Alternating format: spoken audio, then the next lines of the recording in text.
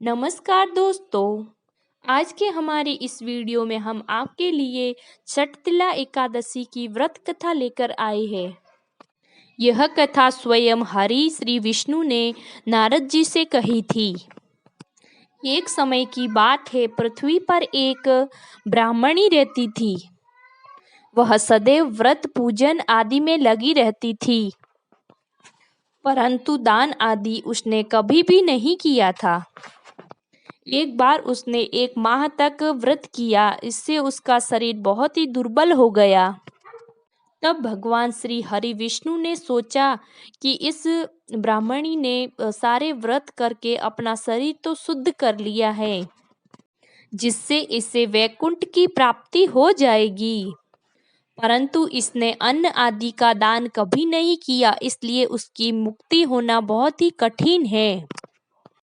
ये सोचकर स्वयं भगवान हरि श्री विष्णु भिखारी का वेश धारण करके उस ब्राह्मणी के पास भिक्षा मांगने के लिए गए।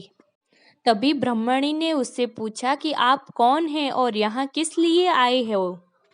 परंतु श्री हरि भगवान विष्णु का रूप धरे उस भिखारी ने तो चुप रहा। इससे उस बुढ़िया को बहुत ही गुस्सा आया और उसने मिट्टी का एक ढेला श्री हरि के पात्र में डाल दिया। भगवान विष्णु उसे लेकर वापस वैकुंठ आ गए। कुछ समय बाद उस ब्राह्मणी की मृत्यु हो गई।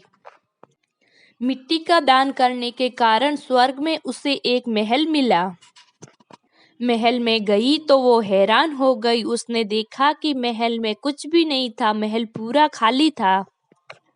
फिर वो भगवान श्री हरि विष्णु के पास गई और बोली, हे भगवान, मैंने तो आपके इतने व्रत उपवास वगैरह करे हैं, फिर भी मेरा घर इसका क्या कारण है। इस पर भगवान विष्णु बोले, तुम अपने महल में जाओ और दरवाजा अंदर से बंद कर दो।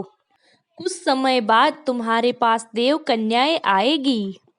तुम उनसे छठतिला व्रत कथा और उसकी पूजन विधि और उसका महत्व सुनना और उसके बाद ही दरवाजा खोलना।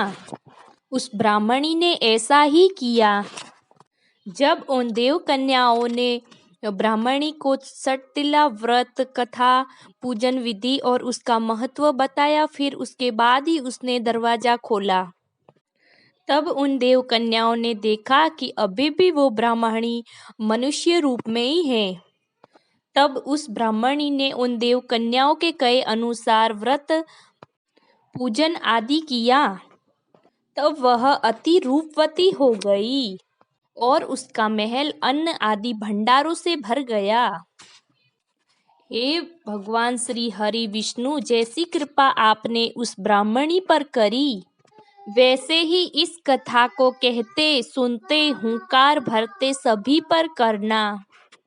दोस्तों, जो व्यक्ति छठ पूजा का व्रत कर और पूजा वगैरह कर उसकी कथा सुनते हैं, उनका जीवन दुर्भाग्य से सद्भाग्य में बदल जाता है और उनके जीवन के सभी कष्ट दूर हो जाते हैं। अंत में उन्हें मुक्ति प्राप्त होती है। बोलिए भगवान विष्णु की जय हो। चैनल पर नए आए हो तो चैनल को सब्सक्राइब जरूर कर दीजिएगा।